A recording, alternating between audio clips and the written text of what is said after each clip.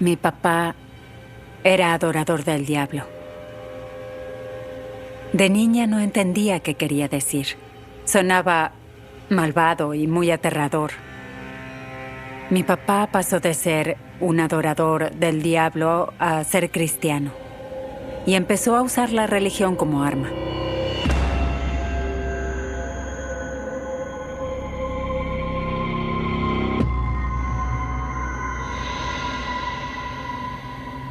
Este es mi papá y tiene esa mirada propia de alguien importante, como de un profeta de Dios. Decía, toda la familia pasa por mí. No pueden llegar a Dios si no pasan por mí. Nosotros lo veíamos como un Dios. Y él me decía, si desobedeces una orden mía, estarás condenada para siempre al infierno. Estaba totalmente atrapada, no podía salir de eso, aunque pensara en escapar. No había escapatoria. Sabía que no podía escapar de Dios.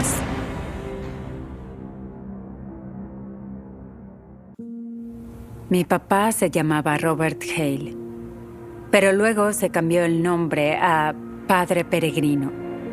Nos dijo que siempre lo llamáramos Padre, porque así era como Jesucristo llamaba a su papá. Yo soy la mayor de 15 hermanos. Somos 6 mujeres y 9 varones. Mi papá decidió que seríamos como la familia de Noé. Nos llamaba los arcabitas. Todos mis hermanos y hermanas tenían nombres bíblicos, hebreos.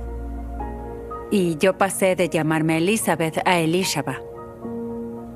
La mayor parte de mi infancia transcurrió en las montañas rocallosas de Nuevo México. La cabaña en la que vivíamos era muy pequeña. Podría decirse que parecía una choza. Mi papá creía que debíamos vivir como se vivía 100 años atrás y estábamos aislados de todo el mundo. Estábamos a kilómetros del pueblo más cercano. Vivíamos de la tierra y yo no sabía nada del mundo. No iba a la escuela, no leíamos libros. Solo sabía lo que me enseñaba mi papá.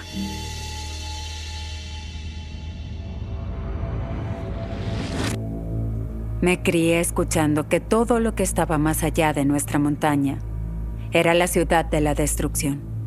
Y yo le creía todo.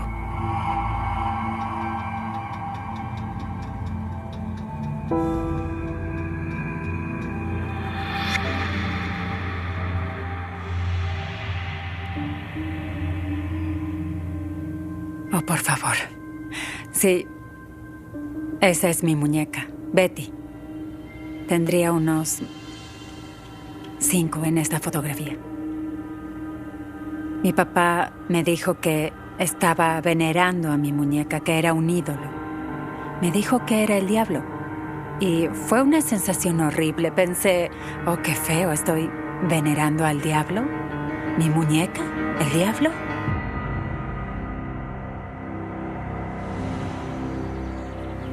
Una mañana mi papá estaba leyendo su Biblia y nos llamó a todos sus hijos. Vengan aquí. Tengo que contarles algo muy interesante que me reveló Dios. Reúnanse. Abrió su Biblia y empezó a leer las Escrituras. Y dijo que las muñecas y los juguetes y todo lo que teníamos y nos gustaba eran ídolos. ¿Qué significa eso?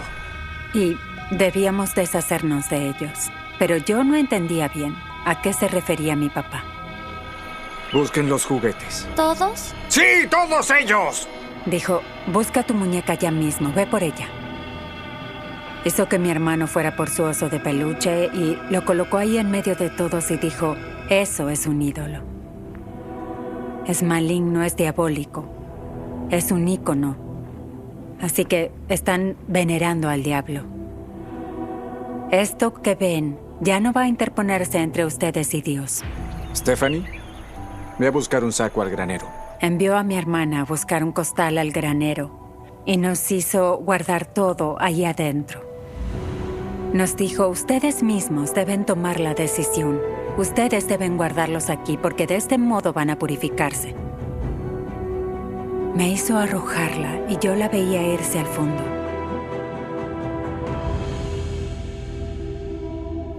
Estaba llorando por dentro y me sentía muy mal por sentirme así y no quería que mi papá supiera que en realidad me sentía muy triste.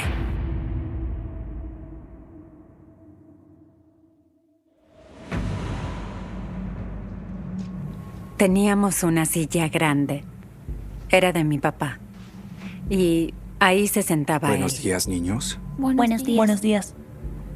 Cuando nos levantábamos, lo primero que debíamos hacer era sentarnos a sus pies y escuchar la Biblia. En medio de una generación maligna y perversa. Nos sentaba a su alrededor durante horas y nos leía la Biblia del rey Jacobo. Dios nos recompensa con su abundancia. Y no nos dejaba comer, porque decía que la Biblia indicaba claramente que había que alimentar a los animales antes de comer. Así que no podíamos comer hasta terminar los quehaceres. Pero él sí comía porque ya estaba cumpliendo sus obligaciones. Nos daba sermones y nos leía la Biblia y esa era su función. Y lo veíamos comer huevos y fiambre. Se me hacía agua a la boca por el deseo de comer apenas un bocado de esa comida. Comía como un rey y nosotros moríamos de hambre. Ok, niños. Salgan y hagan sus tareas. A veces ya era el mediodía cuando nos enviaba afuera.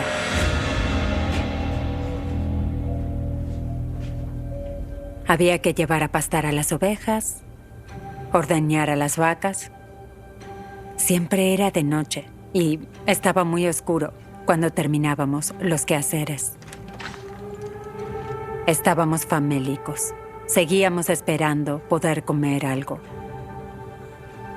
Y cuando comíamos, no podíamos probar bocado hasta que empezara a comer él.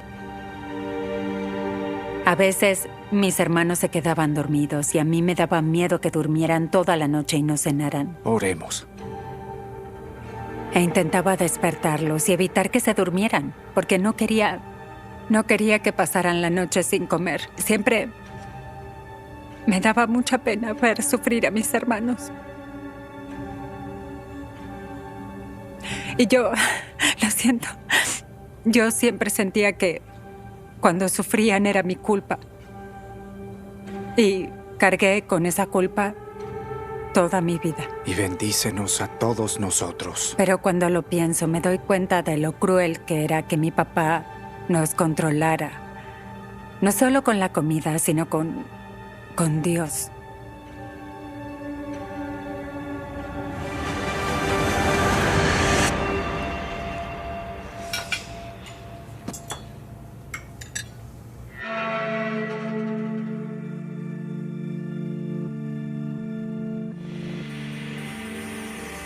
Cada vez que veía que un animalito del bosque o de nuestra granja estaba herido o no tenía mamá, yo lo adoptaba como mío y me entregaba por completo a cuidarlo. Y hallé una pequeña cría de ciervo que había perdido a su mamá. Y la envolví bien. La llamé Songfong y le dije, todo va a estar bien. Estoy aquí, yo te entiendo. Y le prometí que iba a cuidarla. Y ella me seguía a todas partes. Yo la llevaba al bosque y daba brincos como un ciervo. En serio. Al rato la llamaba y ella volvía conmigo. Yo estaba enamorada de ese animalito, Songfong. Se acurrucaba contra los bebés y los gatitos y ya estaba bastante grande. Y lo único que quería era verme. Pero mi papá no me dejaba llevarla conmigo. Si él iba a alguna parte, yo tenía que ir con él. Y un día me hizo dejarla. Y cuando volví, fui a verla y me dije, pasa algo. ¿Qué pasa? Tenía los ojos apagados. Y me dije, oh no, y la alcé en brazos. Y algo en mi interior me dijo que no resistiría. A los minutos murió en mis brazos. Y yo no podía entender qué había pasado. No puedo afirmarlo, pero sabía que a mi papá le molestaba que quisiera a ese animalito. Aún sigo sin saberlo, pero creo que mi papá la envenenó.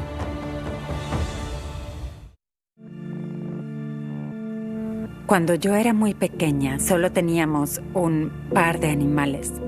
Uno de ellos era nuestro perro, se llamaba Montaña. Y para nosotros era como un caballo, lo adorábamos. Siempre le gustaba estar con nosotros y nos seguía. La verdad, era nuestro único amigo. Un día estaba ayudando a mi papá con los pollos y todo eso, y cuando volvíamos, mi papá me dijo, quiero que vengas conmigo. Y me ordenó que llevara un cuchillo y una cuerda. Me dijo, acompáñeme. Llegamos a un árbol enorme.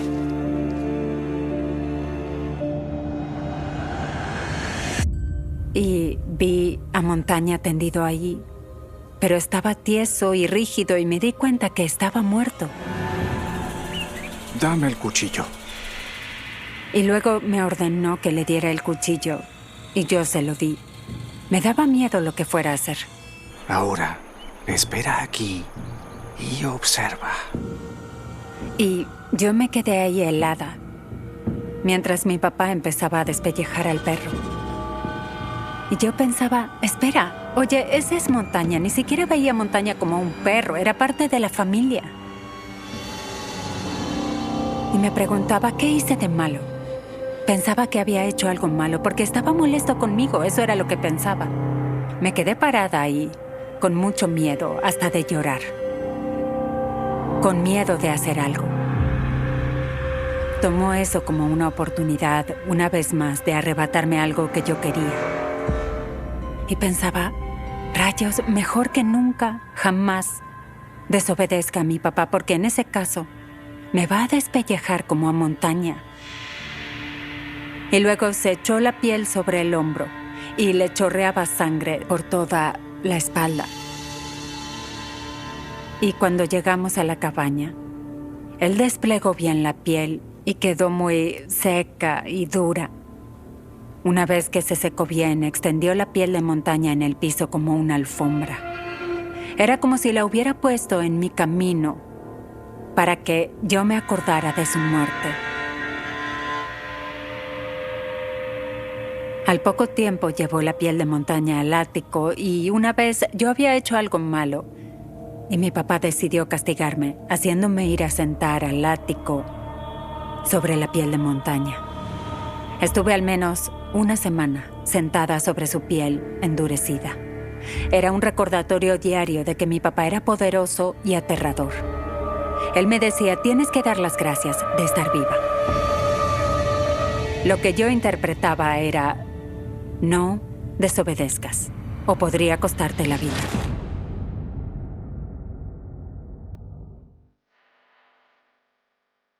Para mis hermanos y yo, y mi mamá, mi papá era quien mandaba, la única autoridad de la casa, y nos controlaba con mano de hierro.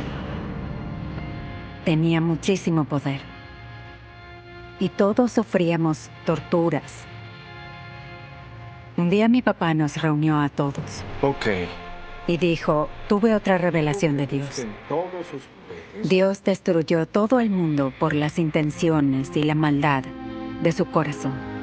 Y yo me di cuenta de que mis propios hijos siguen esos mismos pasos. Ustedes viven una fantasía y no en el mundo real. Ya no tienen permitido fingir ni imaginar nada. No pueden inventar el mundo que quieran. Yo no entendía bien a qué se refería mi papá.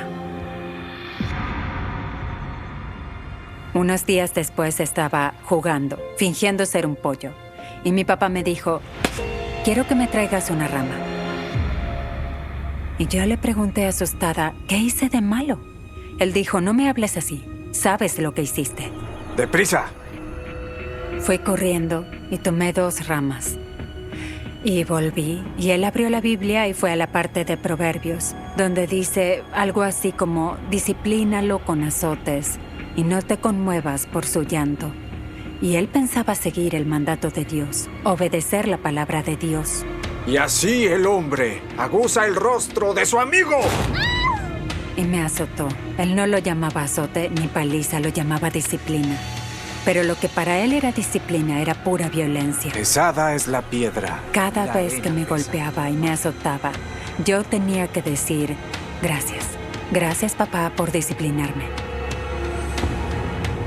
Y me decía una y otra vez, tienes que alabar a Dios por tener un padre como yo, dispuesto a enderezarte a golpes. Golpeaba a mis hermanos, a mi mamá, y decía que todos éramos malvados e impuros. Ve a la casa y límpiate. Mis hermanos y yo vivíamos con miedo de que pasara algo.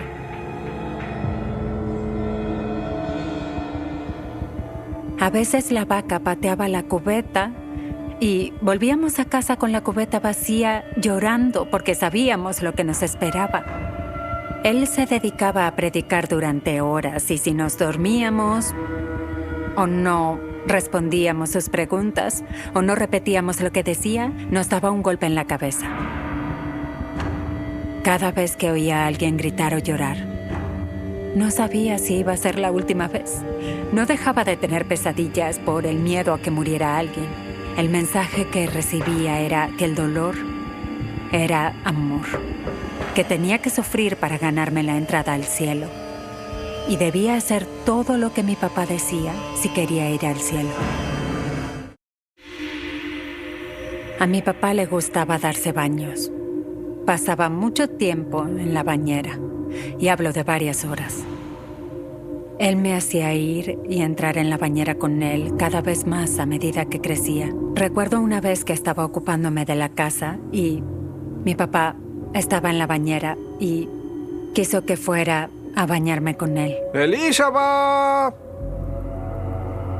Ya era una jovencita y tenía senos. Estaba creciendo y eso me daba mucha vergüenza. Me tomé todo el tiempo del mundo para ir. Y él me gritó, quiero que vengas y te acurruques conmigo. Eres mi niña.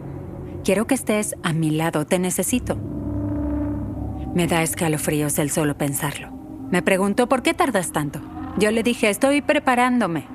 Estaba tomándome el mayor tiempo posible porque no quería ir. Me dijo, no es así. ¿Por qué tardas tanto? Casi parecía que tenía ojos y veía a través de la pared. ¡Sal ya mismo! Hablo en serio. Estaba asustada. Tenía terror de decirle que no. Y no tenía opción, no había escapatoria. Tenía que hacer lo que decía mi papá. Yo creía que era mala por siquiera pretender alejarme de mi papá.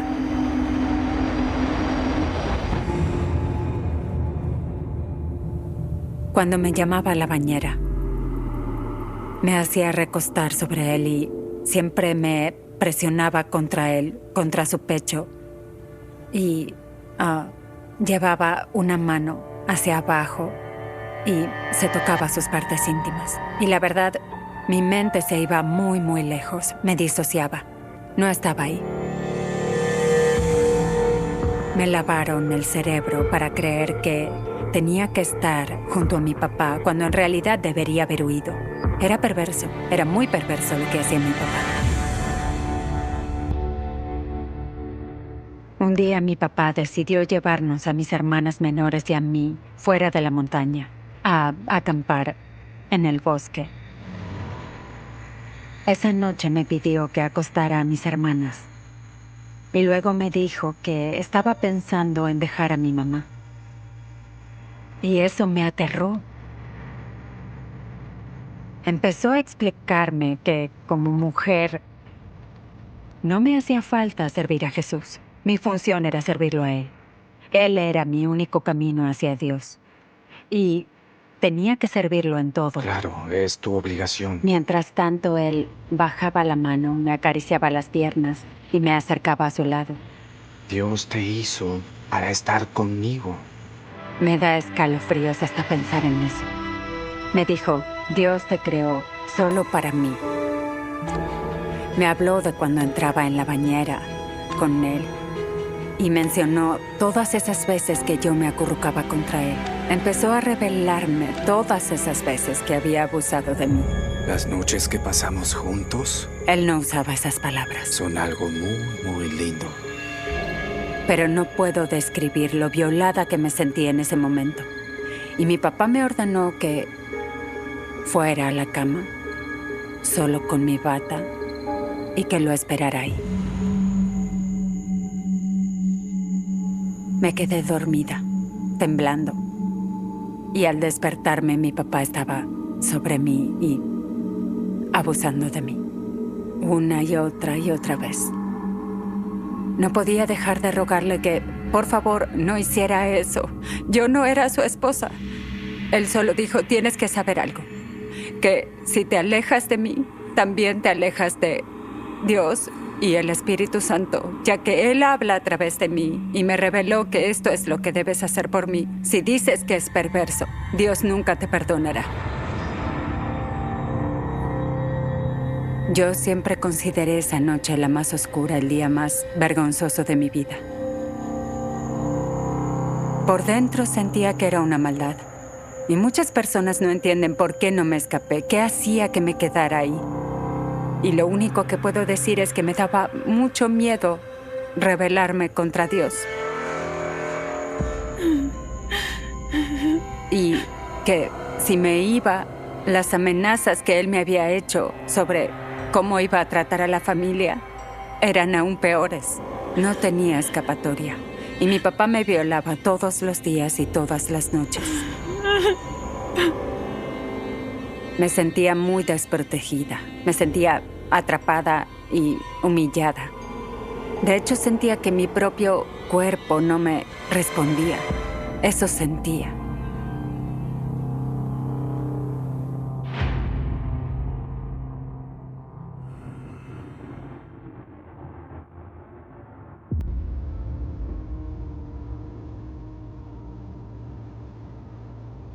Wow. Sí, esta es una fotografía mía. Se ve la angustia en mis ojos.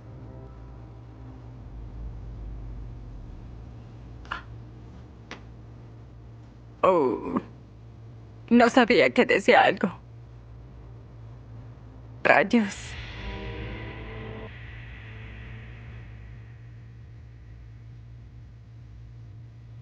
Supongo que lo escribió mi papá.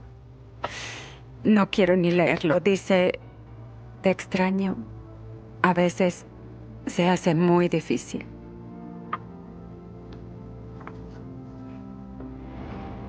Me deja algo sorprendida. Pero cuando veo esta fotografía, veo a una joven sufrida y buena. Le diría a esa joven, mereces que te cuiden, mereces que te quieran, mereces que cuando te lastimes, tu mamá te cure y te diga que te quiere. Mereces un papá que haga lo que sea para protegerte y mantenerte a salvo.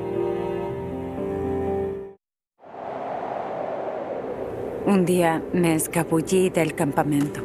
Hacía frío, estaba todo nevado y yo me fui caminando a las montañas por la nieve. Ya no sentía los pies, no sentía las manos. Seguía avanzando con todas mis fuerzas para llegar lo más lejos posible. Pensaba que se me acababa el tiempo porque estaba congelada y que iba a terminar muriendo ahí. Pero mis hermanos me hallaron y recuerdo que los vi llegar muy molestos. Para ellos estaba mal huir. Ese día supe que tampoco podía escaparme y estaba atrapada. Sentía que esa sería mi vida siempre, a menos que muriera.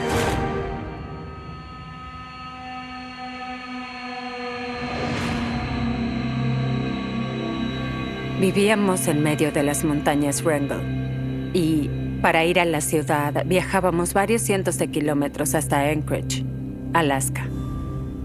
Para mí, mi papá sabía que tenía que estar más aislado.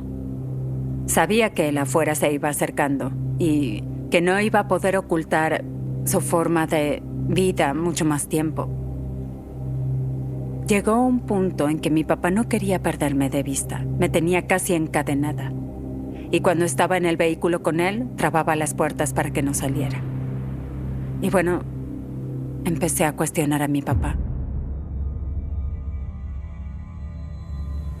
Le dije, no entiendo cómo Dios acepta lo que me haces.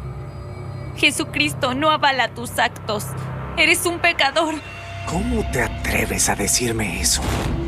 Claro que era lo último que debería haberle dicho a mi papá. Te equivocas. ¡Pecadora, blasfema! Se sacó el cinto y yo enseguida le rogué que me perdonara por decir eso. En ese momento empezó a golpearme una y otra vez. ¡Espera! ¡Déjame! Y eso siguió hasta altas horas de la noche. Mi papá siguió azotándome y azotándome.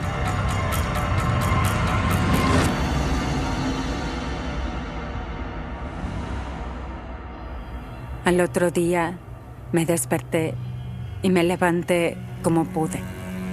Casi no veía porque tenía los ojos hinchados y apenas podía abrirlos. Y mi papá me dijo, ponte el pasamontañas. No quiero que te vean así. Cúbrete todo eso. Me preguntó, ¿qué vas a decirle a la familia? ¿Qué vas a decirles? Y yo dije, que me lo tenía merecido. ¿Vas a decirles que fuiste desobediente y que recibiste tu castigo? Y yo respondí, sí, te prometo que voy a decirles eso. Muy bien, vamos. Un rato después, mi mamá y mis hermanos me vieron. Mi hermano me dijo, quítatelo, quiero verte la cara. Y yo me saqué el pasamontañas. Creo que dijeron las palabras que siempre había querido oír, algo así como, esto no puede seguir así. No puedes seguir con esto. Esto no está bien. Estamos preocupados por ti. En ese momento mi papá se volvía cada vez más violento. Yo sabía que estaba casi a punto de matar a alguien. Diría que puede olerse la muerte en el aire. Y yo la olía.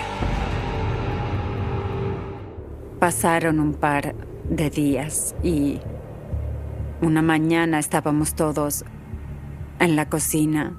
Recuerdo que mi papá estaba sentado en su silla y yo estaba a su lado en el piso. Y mis hermanos empezaron a increpar a mi papá por los golpes que yo tenía y lo que me había hecho. No vas a tocarla. ¡Otra vez! No me hables de ese modo. Mi papá se paró y fue hacia mis hermanos. Uno de ellos dijo, eres el mayor mentiroso que conocí en mi vida. Mi papá le dio un puñetazo, le rompió la nariz y echó a mi otro hermano de la casa. ¡Largo de esta casa! ¡No vuelvan más! Esa noche mis hermanos se fueron y no volvieron más. Y yo me sentía paralizada. Sentía que no podía irme. Porque si me iba, él lastimaría a los demás. Y estaban mis hermanas y mis hermanos menores. Y también mi mamá. Era vivir un infierno si me quedaba y arriesgarme a morir si me iba. Estuve en presencia del mal los primeros 29 años de mi vida. Cuanto más desafiaba a mi papá y me resistía, mayor se volvía su maldad. Oremos. Nos sentó a mi mamá y a mí. Su mandato pasó a ser que yo debía aceptarlo por completo y llegar al punto de estar incluso dispuesta a empezar a darle hijos. Recuerdo la cara de indignada que tenía mi mamá. Yo bajé la mirada y me quedé atónita. Él se valió de la Biblia para explicarme que Dios quería que le diera hijos. Yo no sabía leer, apenas leía la Biblia.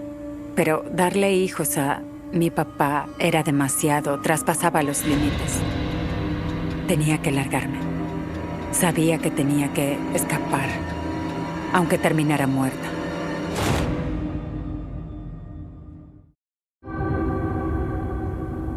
Sí, esta soy yo en mi moto de nieve. Y esas son las montañas en las que vivíamos que nos rodeaban. No se podía salir en invierno. Ni siquiera se podía andar en moto de nieve por ahí. Eran muy altas. Así que teníamos que bajar por ese valle estrecho y empinado y recorrer un camino hacia el río. Fue muy aterrador decidir escapar. No estaba muy segura por dentro de si era lo correcto. Podía estar yendo en contra de Dios. Mi mayor temor era que mi papá me descubriera y me atrapara. Tenía mucho miedo. Pero quedarme ahí hubiera sido aceptar un infierno el resto de mi vida. Y aún así, escapar parecía una muerte segura. Así que el momento era ese, aunque terminara muerta.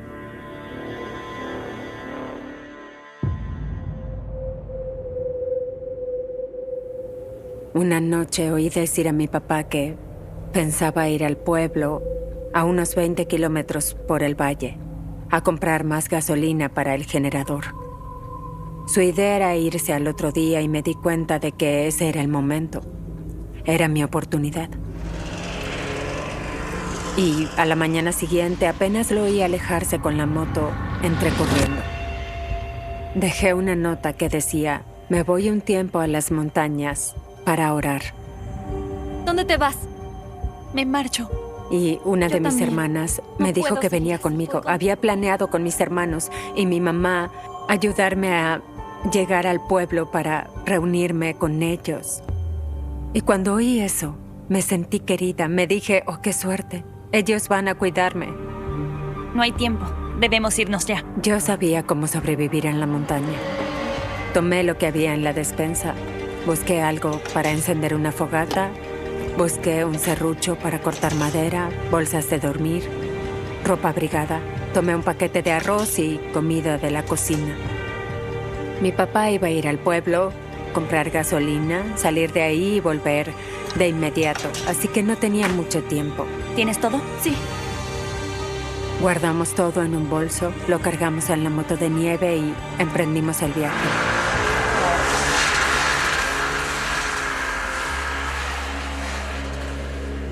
Era muy lindo tener el apoyo de mi mamá.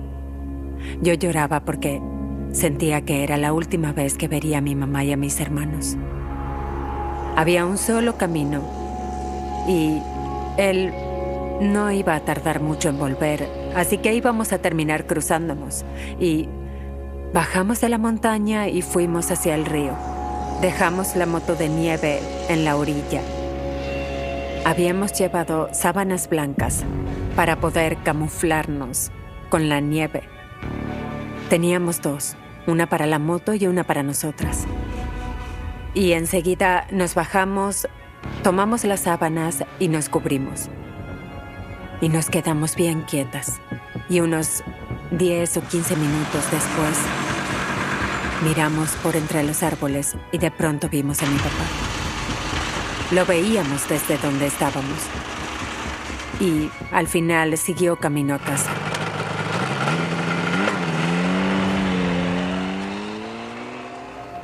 Cuando se fue, tuve la sensación de que era libre. Pero sabía que muy pronto iba a descubrir que me había ido. Así que cargamos todo en la moto de nieve y nos fuimos. Dije: ok, vamos, no vamos a parar, no vamos a bajarnos de esta moto.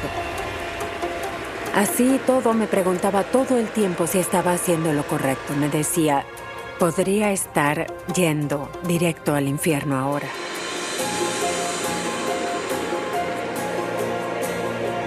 Hacía unos 5 grados bajo cero de noche. Nos metimos en nuestras bolsas de dormir. Y yo oía a mi papá. Lo oía acercándose todo el tiempo. Teníamos que encontrarnos con nuestros hermanos, pero mi hermana se había equivocado de lugar. Nos quedamos 5 días ahí. Y todo ese tiempo mis hermanos habían estado buscándonos.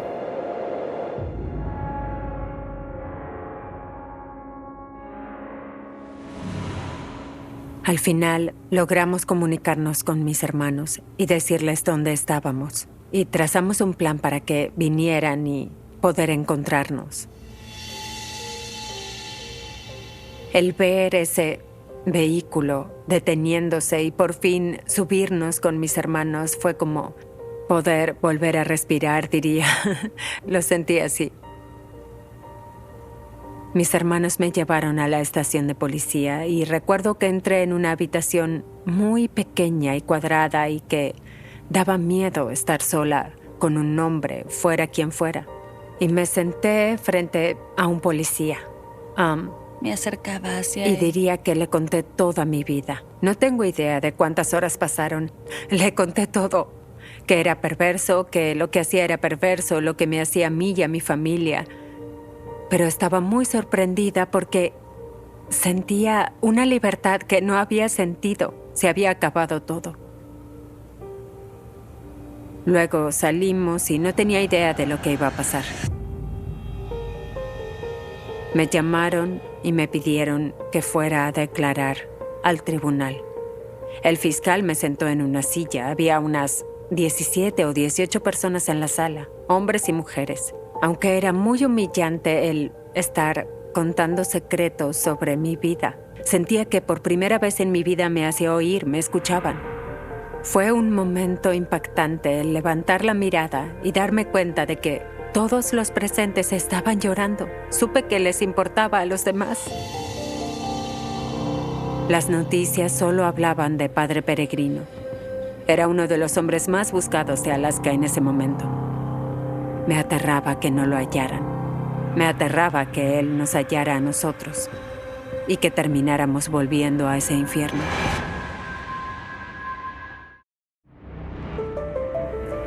La noticia dio la vuelta al mundo y todos esperaban que atraparan a Padre Peregrino. Cada vez que veía un policía, cada vez que oía algo, me decía, están buscando a mi papá. Lo buscaban por todas partes. Y cuando me enteré de que lo habían hallado, no puedo explicar lo que sentí. Fue como si, por fin,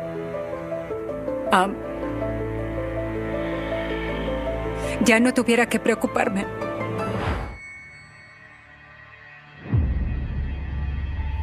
No vi a mi papá, no llegué a verlo hasta unos años después, cuando lo condenaron. Quería estar frente a él, quería mirarlo a los ojos y decirle que lo perdonaba y que quería seguir con mi vida. Había estudiado mucho y ya sabía leer y escribí una carta de 9 hojas para leerle a mi papá. Estábamos todos sentados y cuando pasó por la puerta estaba esposado. Lo vi como derrotado y ya muy viejo. Y creo que en ese momento me pregunté, ¿cómo pudo ese hombre hacerme tanto daño? Recuerdo que iba hacia el estrado y aún tenía la esperanza de que al menos se disculpara y reconociera algo. Pero miré hacia donde estaba y él se quedó mirándome como diciendo, ¿cómo te atreves? Inventabas señales y visiones que usabas conmigo cada vez que mostraba una mínima resistencia a tus insinuaciones. Y eso me fortaleció. No puedo explicar el poder que sentí o lo liberador que fue el momento de decirle abiertamente lo que había hecho y que estaba mal sin que él me hiciera callar y me golpeara. Me alegra poder pararme aquí y decir con seguridad que todas esas visiones eran mentira. Se hizo silencio después de que hablé y luego fue el turno de mi papá. Fue devastador oír que mi papá no reconociera que era culpable y me dijera que era malvada. Pero el juez habló a favor de mí, de mi familia, y no le creyó a mi papá. Dejó muy en claro que no solo mi testimonio era verdad, sino que era mucho peor de lo que yo había contado. Había escapado del infierno y había llegado al paraíso. Sentí que había hablado Dios y se había hecho justicia.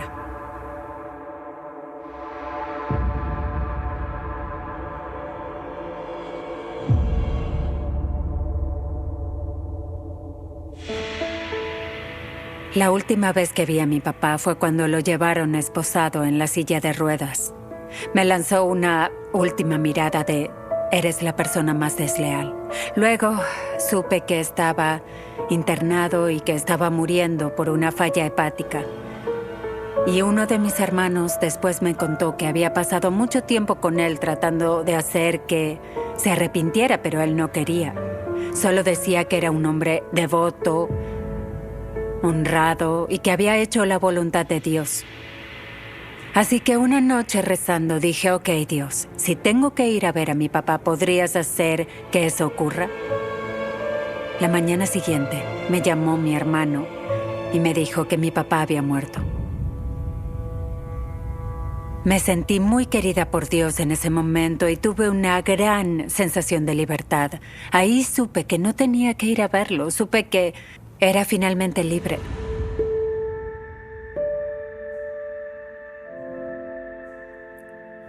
El Día del Padre del año 2015, me di cuenta de que la gente agasaja a su papá.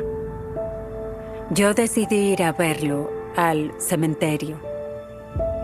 Me arrodillé frente a su tumba y descubrí lo libre que era. Ya no tenía control sobre mí. Era, sin dudas, una nueva persona. Libre de toda esa vergüenza con la que cargaba, de todas las maldades, de todas sus mentiras. Me eché a llorar. El cielo estaba oscuro, cubierto de nubes y empezó a diluviar. Y yo sentí que Dios lloraba conmigo.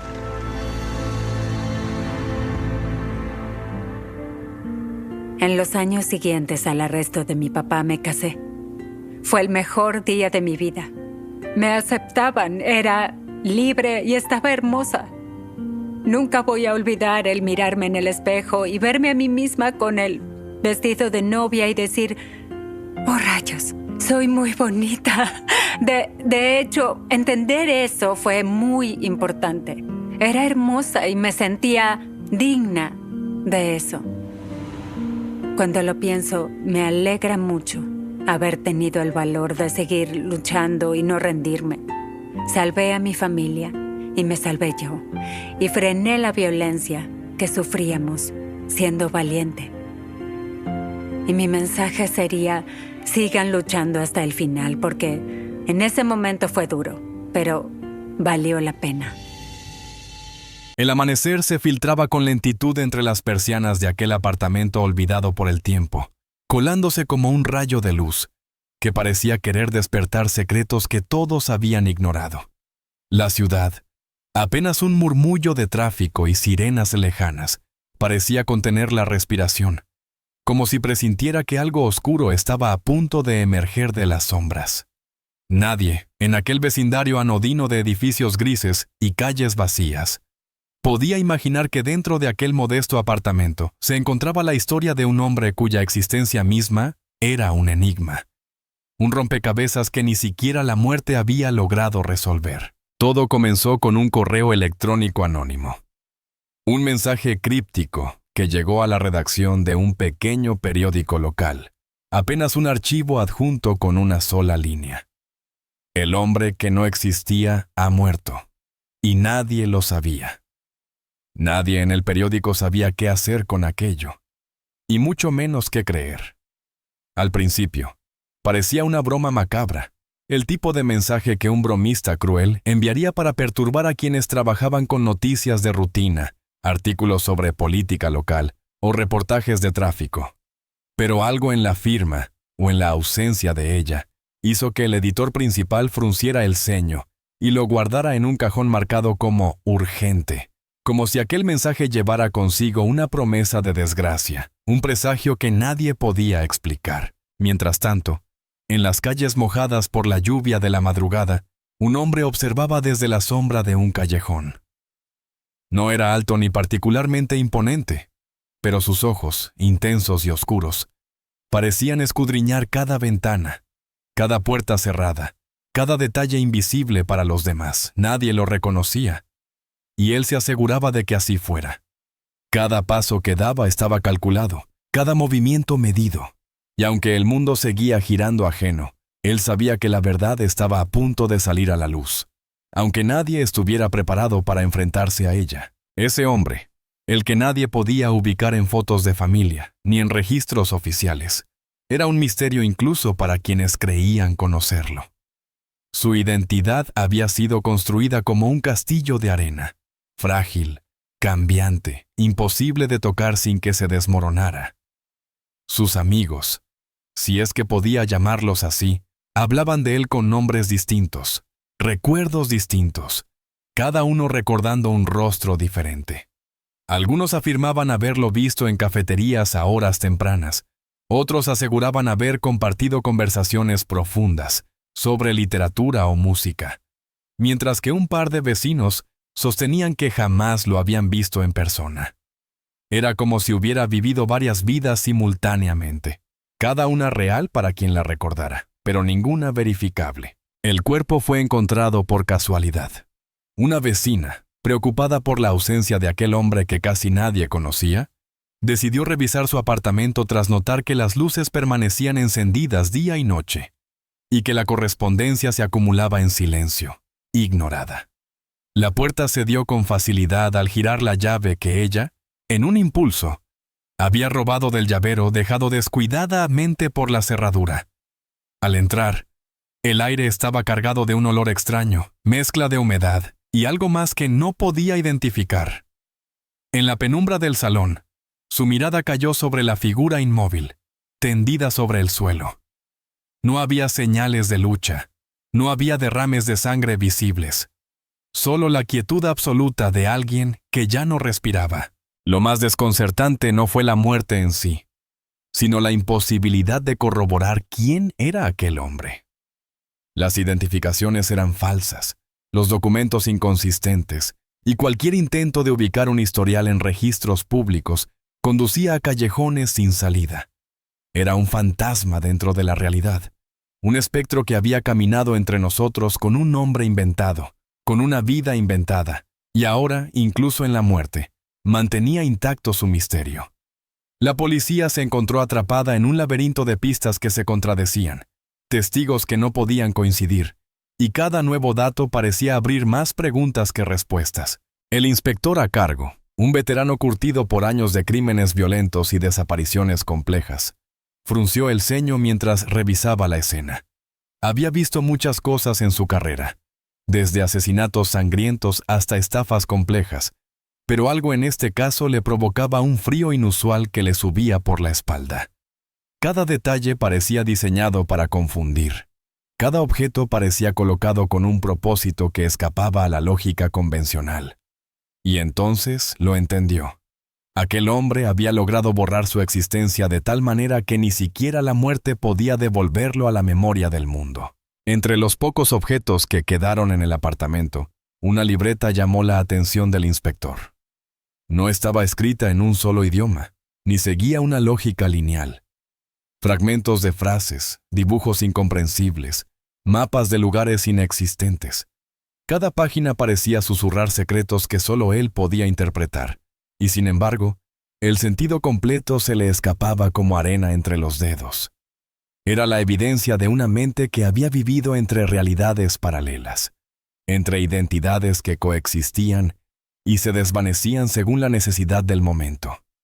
Cada línea escrita era una pista y, al mismo tiempo, una trampa. Mientras tanto, en la ciudad, los rumores comenzaron a expandirse como fuego en pasto seco. El hombre que no existía había muerto. Y con él, una historia que nadie lograba contar del todo. Los periódicos locales empezaron a recibir llamadas, correos y mensajes de personas que afirmaban conocerlo, cada una con relatos diferentes, cada una segura de que su versión era la verdadera. La contradicción entre testimonios y documentos llevó a un desconcierto generalizado. Nadie sabía qué creer, y todo parecía sugerir que había un diseño detrás de cada mentira y cada olvido. Entre los testimonios más desconcertantes, surgió la historia de un joven que afirmaba haber trabajado con él en un proyecto secreto. Decía que el hombre tenía la capacidad de aparecer y desaparecer a voluntad, que conocía información sobre cada uno de ellos antes de que lo supieran ellos mismos. Sus palabras eran delirantes, pero el inspector no podía descartarlas. Había algo en el tono de su voz, en la precisión de sus recuerdos, que sugería una verdad perturbadora. Que aquel hombre había manipulado la realidad de quienes lo rodeaban, hasta el punto de convertirse en un enigma imposible de descifrar. El vecindario entero se encontraba en vilo.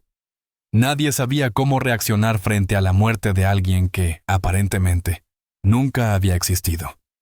Las calles se llenaban de miradas suspicaces, vecinos que comentaban a media voz, compartiendo teorías más fantásticas que la ficción.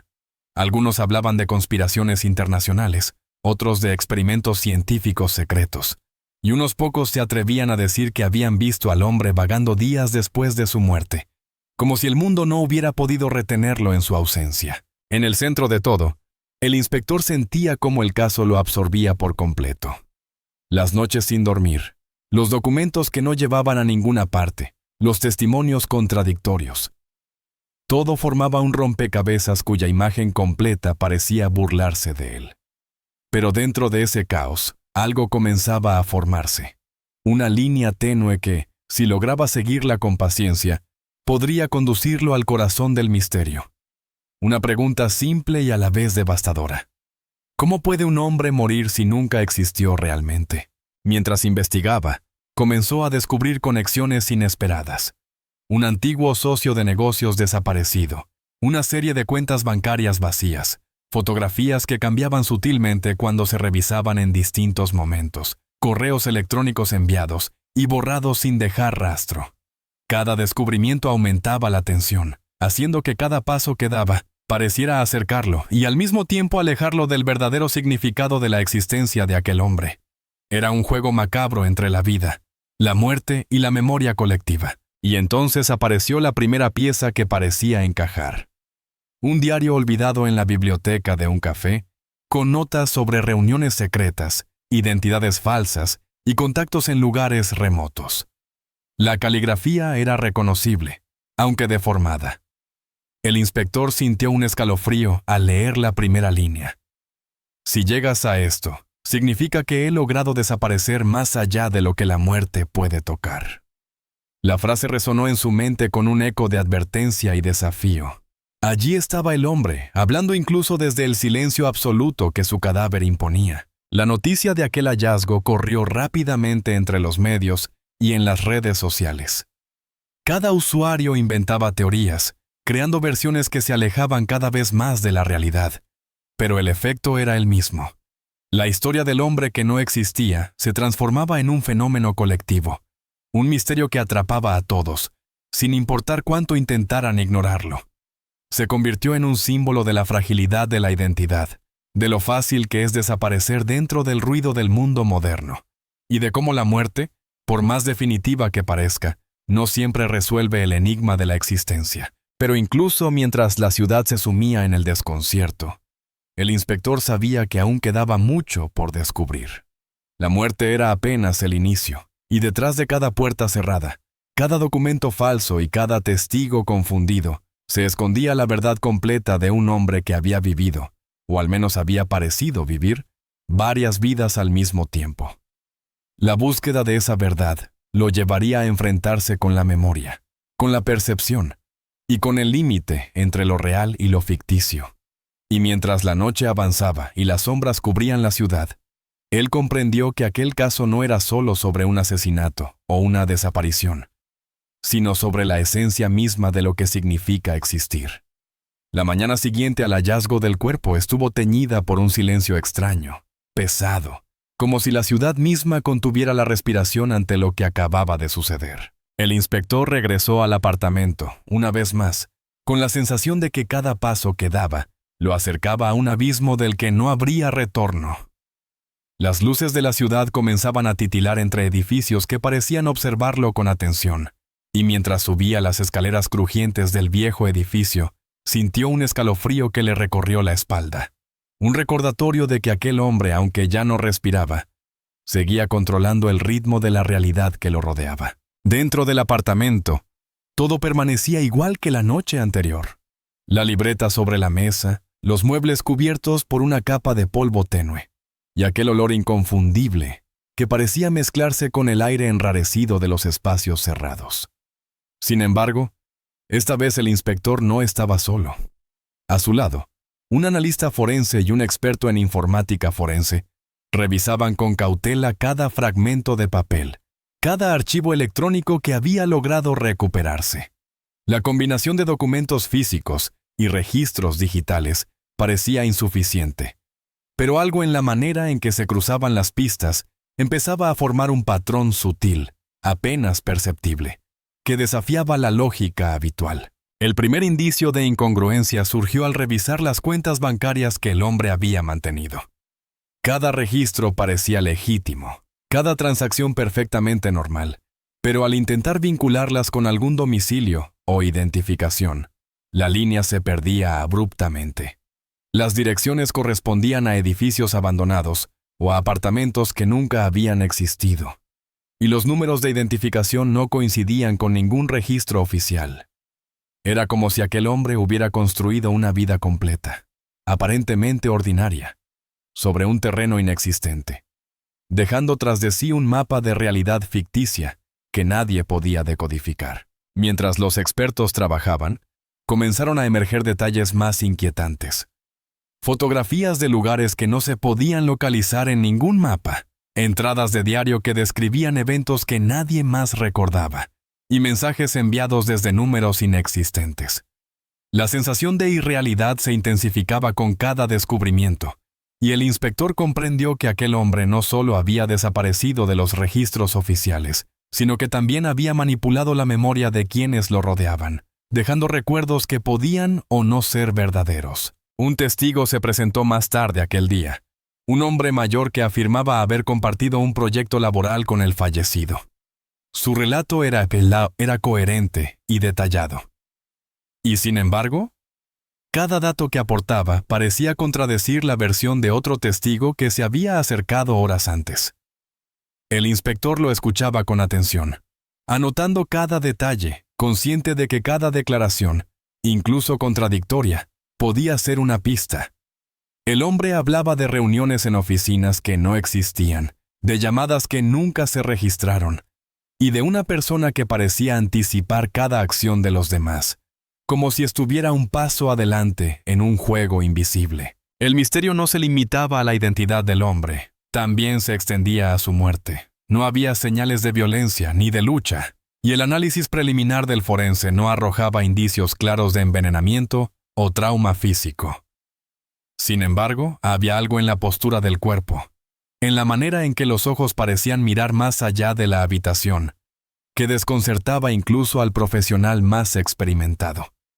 La sensación era que aquel hombre había muerto con un propósito, o al menos, con una conciencia intacta de que su desaparición dejaría una serie de interrogantes imposibles de resolver. Mientras la tarde avanzaba, comenzaron a aparecer notas adicionales dentro de la libreta, escritas en tinta que parecía cambiar de intensidad según se movía la luz.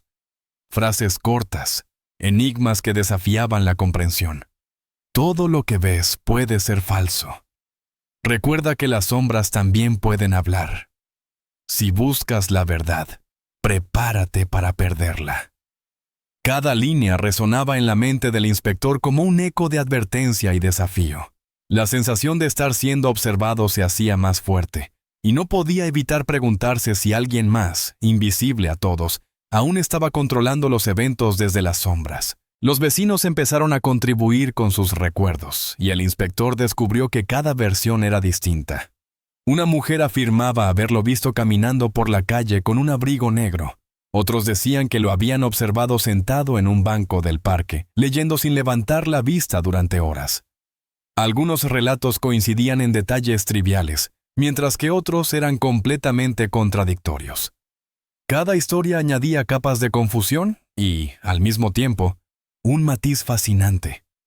Parecía imposible determinar cuál era la realidad y cuál era una construcción de la memoria colectiva. Mientras revisaban los documentos, el analista forense digital encontró correos electrónicos que se enviaban a sí mismos desde direcciones desconocidas, con mensajes que contenían referencias a eventos que aún no habían ocurrido o que parecían pertenecer a un mundo paralelo. La sensación de desconcierto aumentaba. Todo indicaba que aquel hombre había tenido la habilidad de crear realidades alternativas, o al menos, de alterar la percepción de quienes interactuaban con él.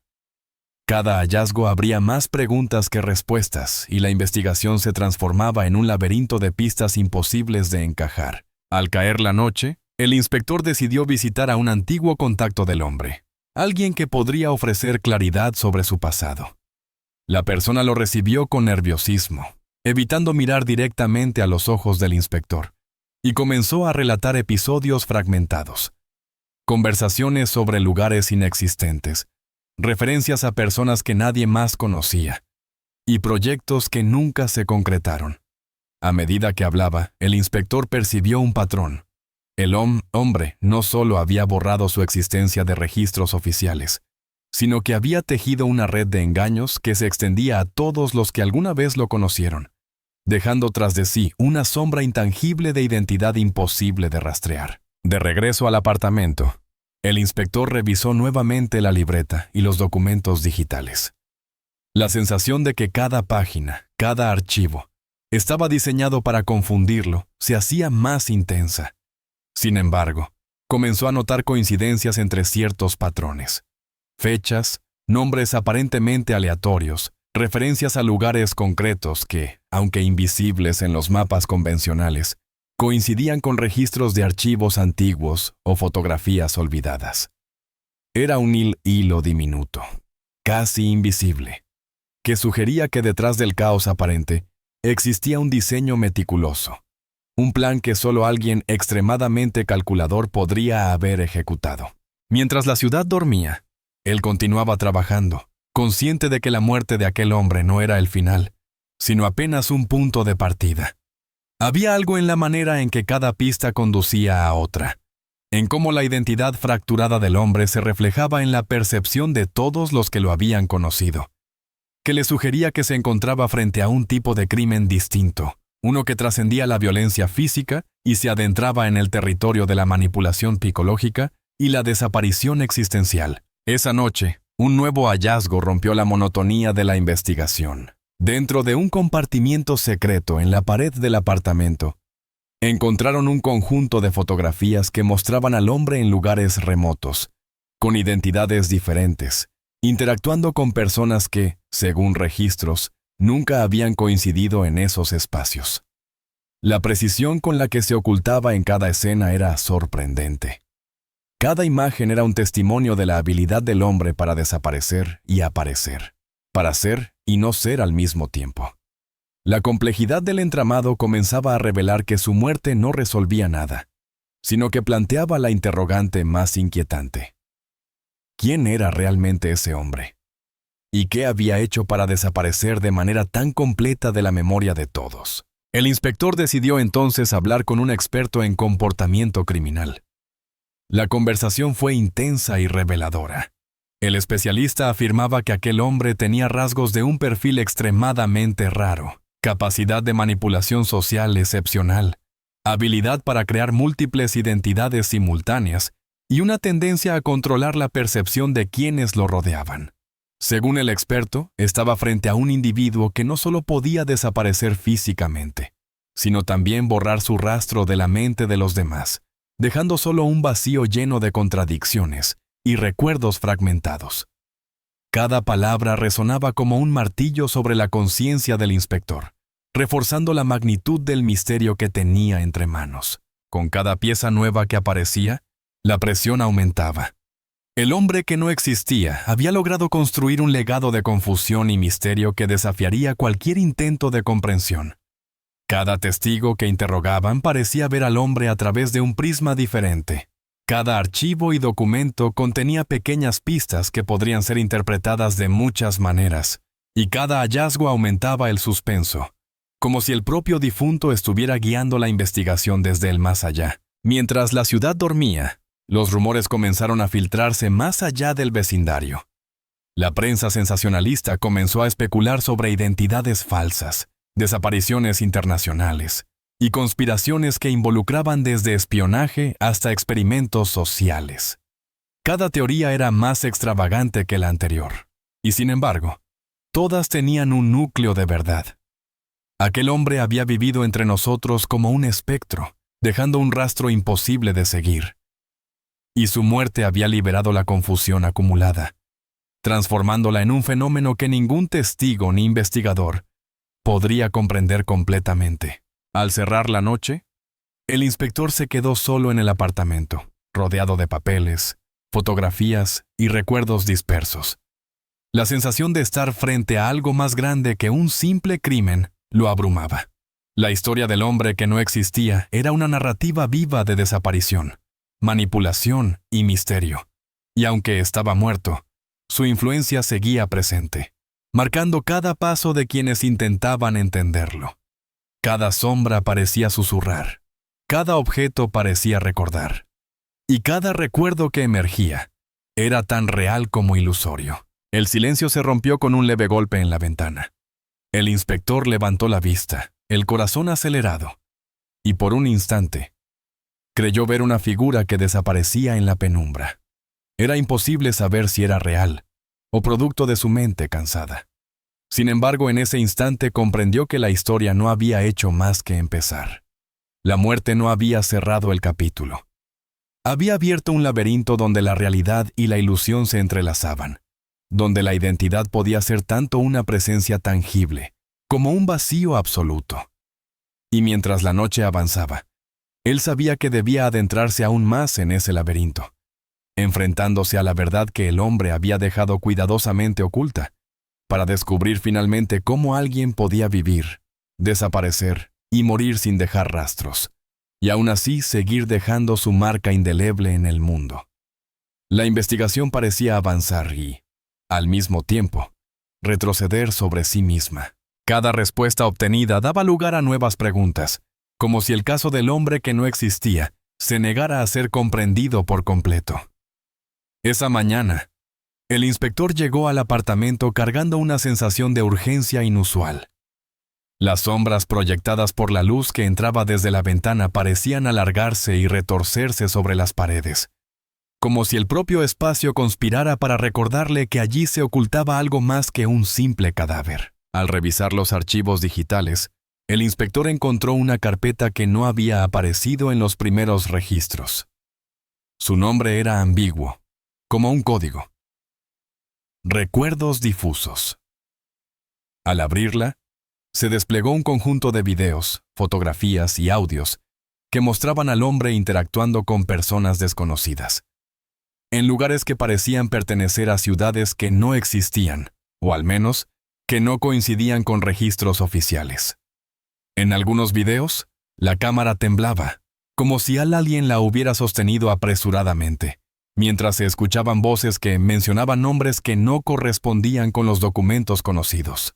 El inspector sintió un escalofrío al notar un patrón inquietante. En cada video, aunque la apariencia del hombre cambiaba ligeramente, siempre había un gesto que se repetía. La forma en que inclinaba la cabeza, la manera en que movía las manos, incluso la manera en que sonreía. Era como un código silencioso que él, hasta ese momento, no había logrado descifrar. Cada fragmento audiovisual parecía decir algo, pero el significado completo se escapaba, como arena entre los dedos. Entre las fotografías, una serie capturaba escenas que simulaban violencia. No era sangre ni cuerpos mutilados, sino imágenes de confrontaciones, de discusiones intensas, de miradas que podían helar la sangre. En una de ellas, el hombre aparecía con otro individuo en lo que parecía un almacén abandonado. Ambos se miraban con furia contenida, y el inspector juraría haber visto un destello de amenaza en la mirada del hombre que no existía. Era un juego de poder silencioso, un enfrentamiento invisible que parecía presagiar algo terrible. No pasó mucho antes de que surgieran los primeros indicios de agresión real. Una llamada anónima al periódico había mencionado episodios en los que el hombre se encontraba vinculado a desapariciones menores, personas que habían coincidido con él y luego desaparecían de manera inexplicable durante días. La policía comenzó a revisar los archivos de denuncias de desaparición y encontró varios casos sin resolver que coincidían con la ubicación y los horarios en los que el hombre había sido visto. Cada vínculo parecía tenue, casi imperceptible, pero suficiente para encender alarmas. Detrás de aquel misterio de identidad se escondía la posibilidad de un crimen más tangible, más oscuro. El inspector decidió entonces entrevistar a quienes habían tenido contacto directo con él en los últimos meses. La primera entrevistada, una joven que trabajaba en una librería cercana, relató cómo el hombre se mostraba amable, atento, incluso encantador, pero que había algo en su presencia que le provocaba un miedo inexplicable. Era como si pudiera ver dentro de ti, dijo, y su voz tembló al recordar ciertas conversaciones sobre lugares que no existían, sobre personas que nadie más conocía. Me hacía sentir que yo también podría desaparecer si cometía un error, añadió. A medida que se recolectaban testimonios, emergió un patrón inquietante. El hombre parecía rodearse de un halo de control absoluto, manipulando la percepción de los demás sin que ellos lo notaran. Sus interacciones eran precisas, calculadas. Cada gesto, cada palabra, cada silencio formaba parte de un plan mayor. El inspector comenzó a percibir que no solo estaba ante un hombre con identidades múltiples, sino ante alguien que ejercía un dominio sutil sobre quienes lo rodeaban, un dominio que podía cruzar la frontera entre la influencia social y la violencia psicológica. Esa tarde, el análisis de los registros telefónicos reveló llamadas realizadas a horas imposibles, a números que no existían o que se desvanecían de la red como si nunca hubieran estado allí. Entre esos números, se identificaron comunicaciones con personas que posteriormente desaparecían o cuyos testimonios parecían alterarse al ser recordados. Cada coincidencia aumentaba la sensación de que detrás de la muerte del hombre que no existía, se escondía un entramado de control, manipulación y agresión que aún estaba lejos de comprenderse por completo. La tensión se incrementó cuando un antiguo vecino del edificio relató un episodio que había permanecido en su memoria durante años. Hablaba de noches en las que escuchaba gritos apagados, golpes que parecían provenir del apartamento del hombre, ruidos que se apagaban antes de que alguien pudiera intervenir. Nadie había informado nunca de estos hechos, ni la policía ni otros vecinos, y ahora cobraban una dimensión nueva y perturbadora. La posibilidad de que se hubieran producido agresiones físicas, silenciadas por miedo o confusión, abría una puerta hacia la verdad más oscura del caso. El inspector decidió revisar entonces el historial médico del hombre, una tarea que se convirtió en un rompecabezas imposible. Cada registro parecía falso.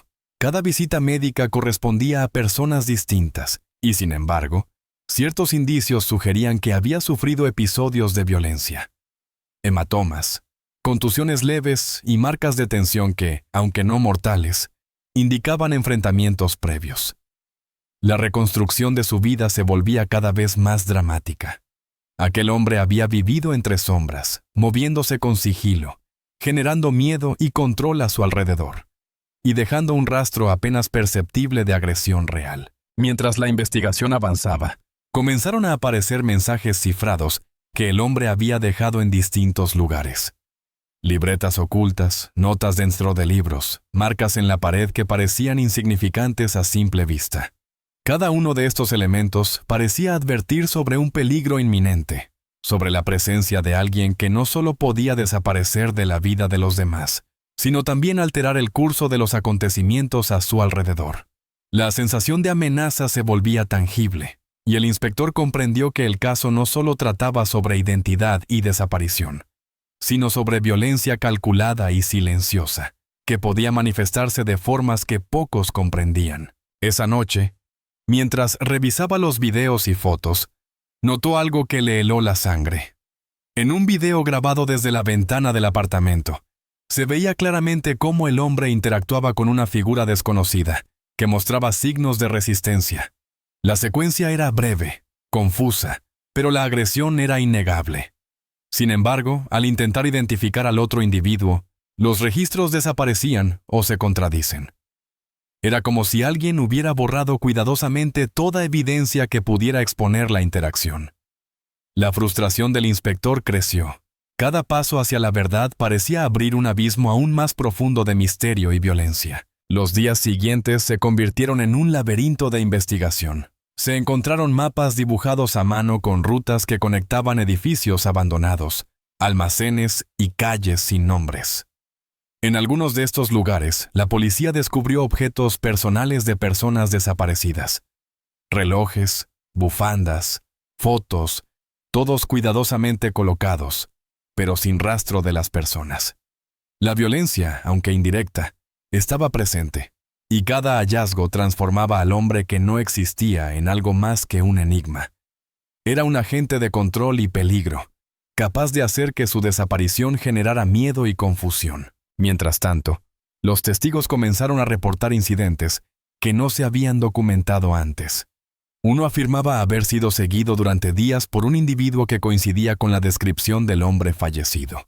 Otro hablaba de amenazas recibidas a través de mensajes que desaparecían tan pronto como eran leídos. Todo indicaba que la influencia del hombre trascendía su muerte.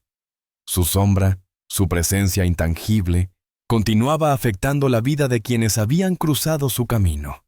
Cada testimonio añadía tensión, sorpresa y un matiz dramático a la narrativa que la policía intentaba reconstruir. En medio de este caos, el inspector se encontró con un hecho inesperado. Una serie de correos electrónicos entre el hombre y un grupo de desconocidos que parecían coordinar acciones de manera críptica. Algunos mensajes hablaban de movimientos y objetivos, otros de invisibilidad y control de la percepción. La línea entre ficción y realidad se borraba. Era imposible determinar si el hombre planeaba acciones ilegales o si se trataba de un juego elaborado de manipulación psicológica. Cada mensaje aumentaba el suspenso, haciendo que la investigación se sintiera como un rompecabezas vivo, cambiante y peligroso. El inspector comenzó a percibir un patrón inquietante en la forma en que la agresión se manifestaba. Nunca directa, siempre sutil, psicológica, como un hilo invisible que podía controlar las decisiones, los recuerdos y los comportamientos de los demás. Aquellos que habían tenido contacto con él empezaban a experimentar miedos irracionales, confusión y alteraciones en la memoria. La violencia, aunque no siempre física, tenía un efecto profundo y duradero.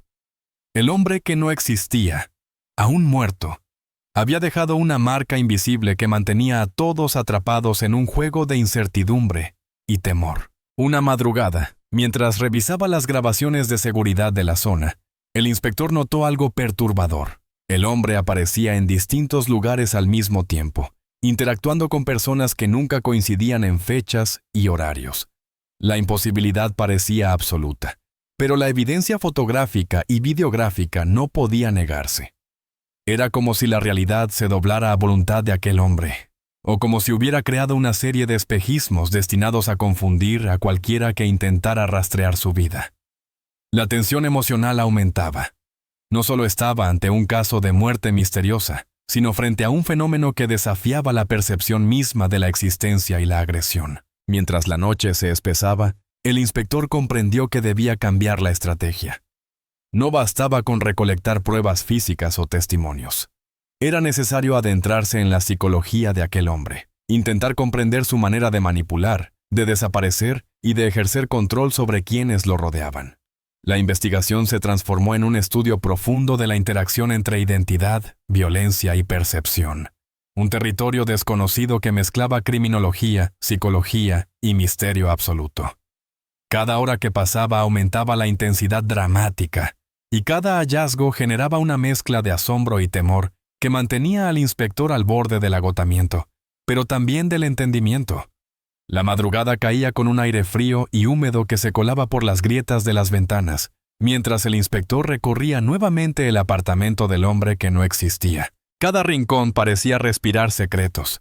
Las sombras proyectadas por la luz de la farola afuera danzaban sobre las paredes, formando figuras que solo intensificaban la sensación de inquietud que lo acompañaba desde el inicio de la investigación. En silencio, se detuvo frente a la libreta, como si cada página guardara un fragmento de la verdad que aún estaba por desvelarse. Con manos firmes pero tensas, comenzó a pasar hoja tras hoja. La caligrafía era cambiante, a veces ordenada, otras caótica, casi como si cada palabra quisiera ocultarse en la irregularidad de las líneas. Entre frases fragmentadas, aparecían nombres que no coincidían con ningún registro, lugares que no existían y eventos que desafiaban cualquier cronología posible. Cada entrada era un enigma. El inspector sentía que cada letra era un eco de la mente del hombre, un eco que le susurraba que su vida había sido un escenario cuidadosamente construido, un teatro de identidades paralelas y realidades manipuladas. Mientras examinaba los documentos, el teléfono del inspector vibró. Era la comisaría central, notificando que habían llegado nuevos archivos del Departamento de Inteligencia. Estos archivos contenían informes sobre desapariciones menores en los últimos 5 años, registros de vigilancia que habían sido ignorados y denuncias de comportamientos extraños en la ciudad. La coincidencia con los movimientos del hombre era inquietante. Cada desaparición, cada incidente sin explicación, coincidía con lugares en los que se había registrado su presencia. Era imposible determinar si había sido un mero espectador, un cómplice involuntario, o el arquitecto de esos eventos. Decidido a avanzar, el inspector revisó los videos de vigilancia. En uno de ellos, la figura del hombre aparecía caminando por un callejón, seguida por otra persona que parecía resistirse a sus movimientos. La tensión era palpable. Los gestos eran breves pero intensos, y aunque la interacción duraba solo segundos, transmitía una amenaza sutil y ominosa. Lo que desconcertaba al inspector no era la agresión evidente, sino la manera en que el hombre parecía controlar la situación sin esfuerzo aparente, como si ejerciera un dominio silencioso sobre el tiempo y el espacio que lo rodeaban. El análisis de los archivos telefónicos y de correo electrónico agregó otra capa al misterio. Mensajes crípticos enviados desde direcciones desconocidas coincidían con horarios en los que se habían producido las desapariciones. Algunos de los correos contenían referencias a identidades falsas, instrucciones para manipular recuerdos y notas sobre observación de individuos específicos. La sensación de que aquel hombre había preparado un entramado de control psicológico, antes incluso de su muerte, era cada vez más fuerte. Era un juego de poder silencioso, meticulosamente planeado, que dejaba a quienes lo rodeaban atrapados en un laberinto de confusión y miedo. Un vecino que había permanecido en silencio hasta ese momento decidió hablar. Su relato era perturbador. Afirmaba haber visto al hombre en su terraza varias noches consecutivas, observando la calle con atención obsesiva, tomando notas, calculando movimientos. En ocasiones, parecía conversar con alguien invisible, como si dictara órdenes a un ejército fantasma. La mezcla de temor y fascinación en la voz del testigo dejó al inspector con la piel erizada. La idea de que la influencia del hombre trascendiera la muerte cobraba fuerza, convirtiéndolo en una figura que aún dominaba la narrativa desde las sombras. El inspector decidió entonces adentrarse en los archivos financieros. Lo que encontró fue desconcertante. Cuentas bancarias abiertas y cerradas sin razón aparente. Transferencias pequeñas pero frecuentes. Movimientos que parecían formar un patrón, aunque no era posible determinar su propósito. Cada transacción coincidía con un lugar donde se habían producido desapariciones o incidentes extraños. Era como si la economía del hombre hubiera sido una extensión de su estrategia de manipulación, un medio para controlar el flujo de eventos y personas a su alrededor. Mientras revisaba la libreta nuevamente, encontró un dibujo que capturó su atención, un mapa de calles, edificios y puntos marcados con símbolos que no reconocía. Junto a cada símbolo, pequeñas anotaciones codificadas, indicaciones sobre horarios y posibles encuentros. Al compararlo con los registros de desapariciones, el inspector notó una coincidencia casi perfecta. Era evidente que el hombre había planificado cada movimiento con precisión, dejando pistas que solo alguien extremadamente minucioso podría decodificar. Cada página era una ventana a su mente calculadora y perturbadora, una mente que había convertido la vida cotidiana en un tablero de estrategia silenciosa. Esa noche, mientras revisaba grabaciones adicionales, notó un patrón en los encuentros. Cada interacción del hombre con otros individuos parecía cumplir un propósito: controlar, influir, manipular. Las agresiones no siempre eran físicas. A menudo consistían en presiones psicológicas, amenazas veladas y gestos sutiles que dejaban huellas indelebles en la memoria de quienes las sufrían. La percepción de los testigos se distorsionaba, y lo que recordaban podía ser diferente de lo que realmente había ocurrido. Era un tipo de violencia invisible, pero con consecuencias tangibles y duraderas. El inspector decidió entonces visitar los lugares señalados en los mapas: callejones oscuros, edificios abandonados, viejos almacenes que parecían estar fuera de cualquier registro oficial. En cada sitio, encontraba indicios del paso del hombre, objetos personales, marcas de manipulación, notas escondidas en rincones que solo alguien muy familiarizado con el espacio podría localizar. La sensación de ser observado era constante. Cada sombra parecía esconderse a propósito. Cada rastro estaba colocado para confundir y, al mismo tiempo, guiar. La ciudad entera parecía ser un tablero de ajedrez invisible, y él apenas empezaba a comprender las reglas. Mientras avanzaba la investigación, surgieron relatos de personas que afirmaban haber sido manipuladas por el hombre. Algunos hablaban de encuentros casuales en cafés, otros de conversaciones que dejaban una sensación de control absoluto, de imposibilidad de escapar de su influencia. Los efectos eran sutiles pero profundos. Recuerdos alterados, decisiones cuestionables tomadas bajo presión invisible, relaciones dañadas. Cada relato añadía una capa de tensión emocional, haciendo que la historia del hombre que no existía se transformara en un fenómeno que superaba la comprensión ordinaria. El inspector se enfrentaba a un dilema constante. Cada descubrimiento llevaba a otro misterio. Cada respuesta abría nuevas preguntas. La violencia, tanto psicológica como indirecta, estaba presente en cada interacción, en cada recuerdo alterado, en cada evidencia cuidadosamente manipulada. Era un juego de poder silencioso, y aunque el hombre había muerto, su influencia seguía vigente, guiando los eventos y manipulando la percepción de quienes intentaban descifrarlo. Cada paso hacia la verdad era, al mismo tiempo, un paso hacia el abismo del desconcierto. Un día, mientras revisaba las entrevistas de testigos clave, el inspector notó un patrón de contradicciones que parecía imposible de reconciliar. Cada testimonio era parcialmente cierto, pero incompleto. Cada recuerdo estaba teñido por la manipulación sutil del hombre, que había logrado borrar y reemplazar fragmentos de memoria. Era una forma de agresión silenciosa, una violencia que no dejaba marcas físicas, pero que alteraba la percepción y la realidad de los demás. La magnitud del control ejercido por aquel hombre era impresionante, y su muerte no había hecho más que dejar al descubierto la extensión de su poder invisible. En uno de los lugares señalados en la libreta, un almacén abandonado, el inspector encontró evidencia de encuentros clandestinos. Fotografías, notas y objetos personales sugerían que allí se habían producido interacciones planificadas, cada una con un propósito definido. La agresión, aunque no siempre física, estaba presente en la forma de control y manipulación de la situación. Era como si cada movimiento hubiera sido cuidadosamente orquestado para mantener a todos bajo su influencia, un testimonio silencioso de su capacidad para alterar la realidad que lo rodeaba. A medida que la noche se acercaba, el inspector comprendió que el caso trascendía lo común. No se trataba solo de una identidad falsa o de una muerte misteriosa. Se trataba de un entramado de control, violencia y manipulación que abarcaba tiempo, espacio y memoria.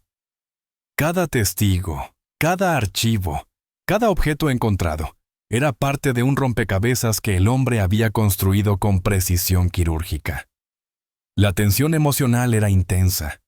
Cada descubrimiento generaba asombro, miedo y un desconcierto que parecía multiplicarse a medida que la investigación avanzaba. El inspector comenzó a notar patrones de agresión indirecta, personas que desaparecían por días, situaciones que se tornaban peligrosas sin explicación aparente, recuerdos que se distorsionaban.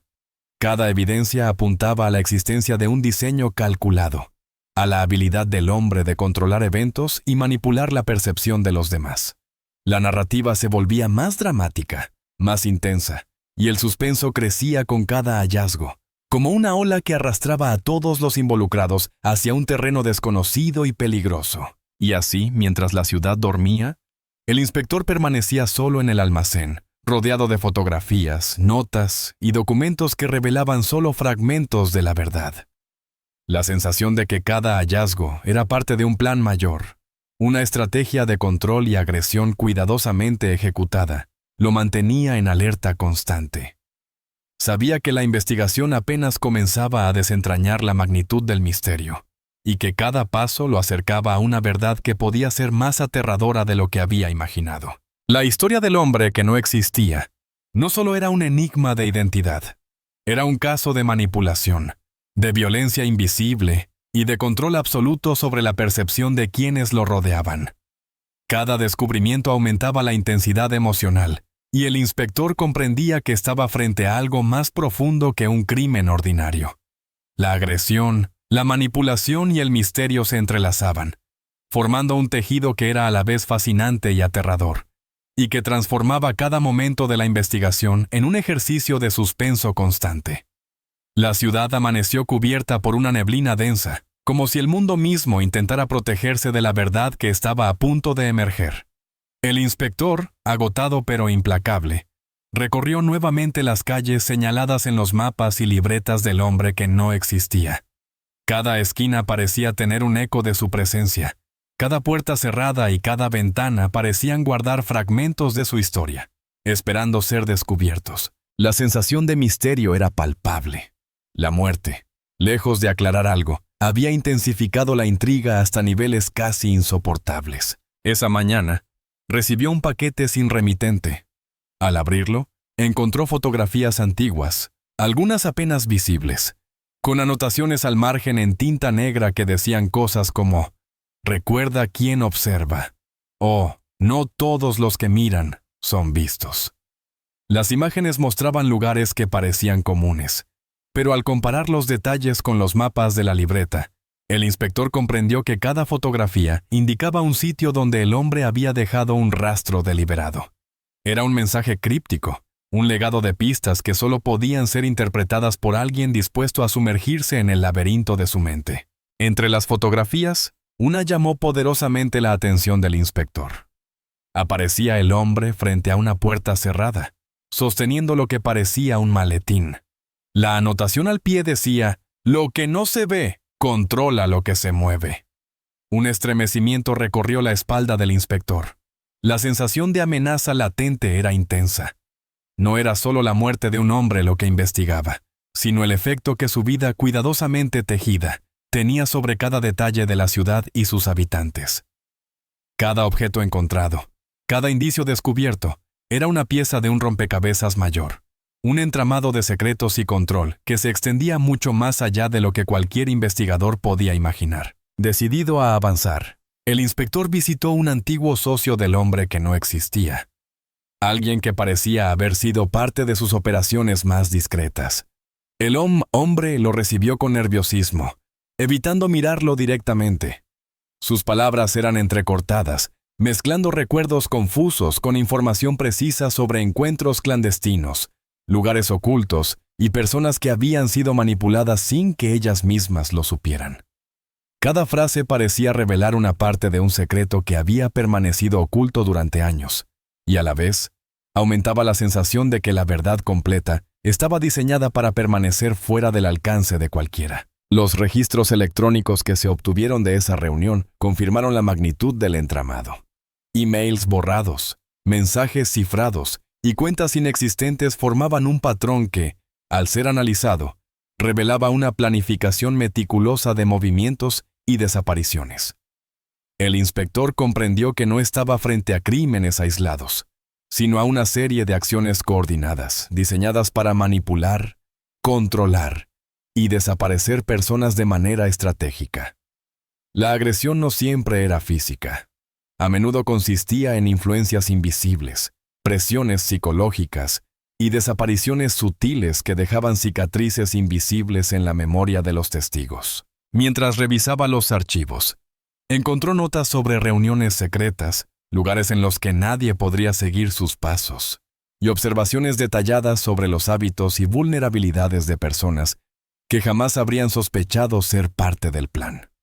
Cada línea reflejaba un conocimiento profundo y perturbador sobre la conducta humana, y la manera en que el hombre había utilizado esa comprensión para ejercer control absoluto sobre su entorno.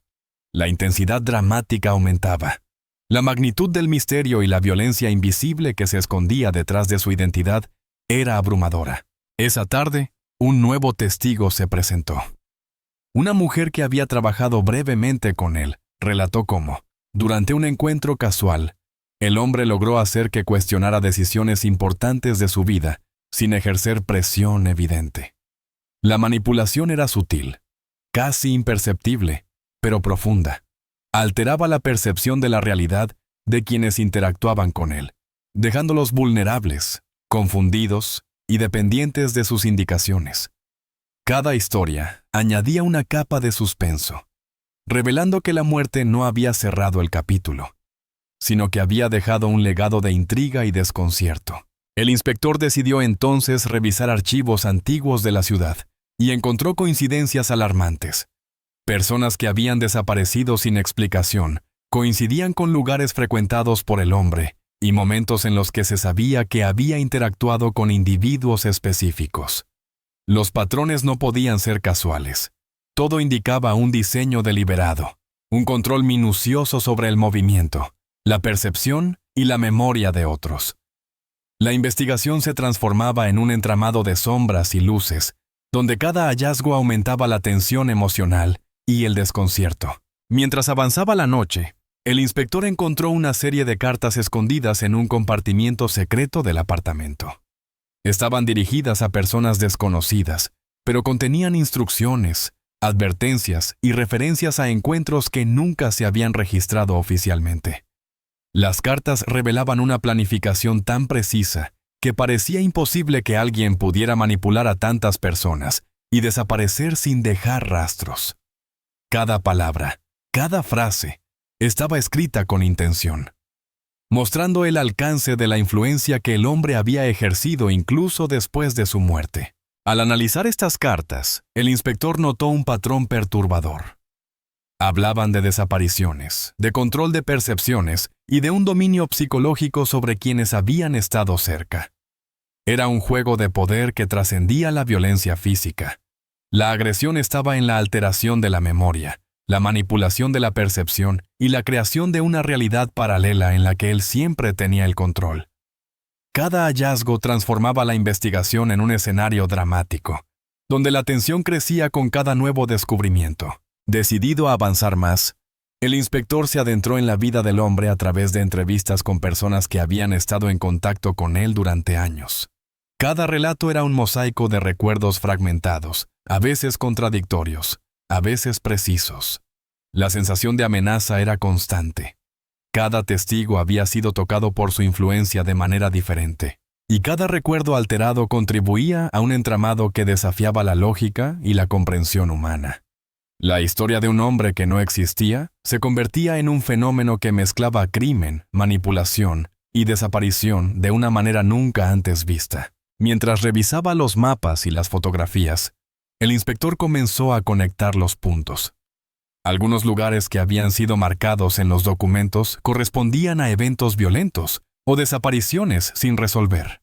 Otros eran puntos de observación, sitios donde el hombre había estudiado patrones de comportamiento y decidido cómo ejercer su control. Cada hallazgo añadía una sensación de dramatismo creciente. La vida del hombre que no existía no solo había sido un misterio, sino un escenario cuidadosamente planeado para mantener el suspenso, el temor y el desconcierto incluso después de su muerte. El análisis de los correos electrónicos reveló otra capa de la estrategia. Mensajes cifrados hablaban de control de información, vigilancia constante y la manipulación de recuerdos. Cada destinatario parecía haber sido seleccionado cuidadosamente, y cada instrucción estaba diseñada para alterar la percepción de los involucrados, sin que ellos se dieran cuenta. Era un tipo de agresión invisible, pero con consecuencias reales. Decisiones alteradas, confusión mental y miedo sutil que se mantenía latente mucho después de que los encuentros habían ocurrido. Mientras la noche avanzaba, El inspector comprendió que estaba frente a algo más grande que un simple crimen. Era una red de control psicológico, desaparición y manipulación, cuidadosamente tejida por un hombre que había logrado borrar su existencia, y, sin embargo, influir en la vida de muchos, incluso después de su muerte. Cada objeto encontrado, cada documento analizado, cada testimonio escuchado añadía dramatismo y suspenso, dejando claro que la verdad detrás de la muerte del hombre que no existía era mucho más profunda y perturbadora de lo que cualquiera había imaginado. El inspector, exhausto pero determinado, comprendió que cada hallazgo no solo revelaba violencia y manipulación, sino también la magnitud de la inteligencia del hombre. Alguien capaz de anticipar movimientos, controlar percepciones y desaparecer sin dejar huella física, pero dejando un rastro psicológico y emocional imposible de borrar. Cada pista aumentaba la sensación de desconcierto y admiración a partes iguales. La historia del hombre que no existía se transformaba en un relato de suspenso y dramatismo que desafiaba los límites de la comprensión humana. Al final de esa jornada, mientras la ciudad dormía bajo un manto de neblina y silencio, el inspector revisaba nuevamente la libreta y las fotografías. La tensión emocional era insoportable. Cada página, cada imagen, era un recordatorio de la habilidad del hombre para manipular, controlar y desaparecer. Un testimonio de una vida construida con precisión y misterio. La investigación estaba lejos de terminar, y cada hallazgo añadía más capas de intriga y dramatismo. La muerte no había resuelto nada. Había dejado un legado de suspenso, control y desaparición, que continuaría afectando a todos los involucrados.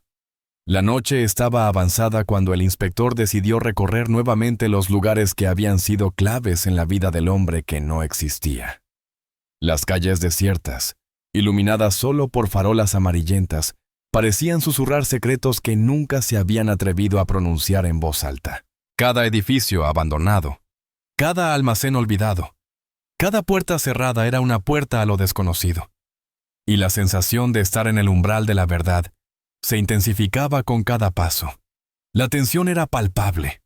No solo se trataba de desentrañar un misterio, sino de enfrentarse a un legado de control, manipulación y desaparición que el hombre había dejado cuidadosamente tejido.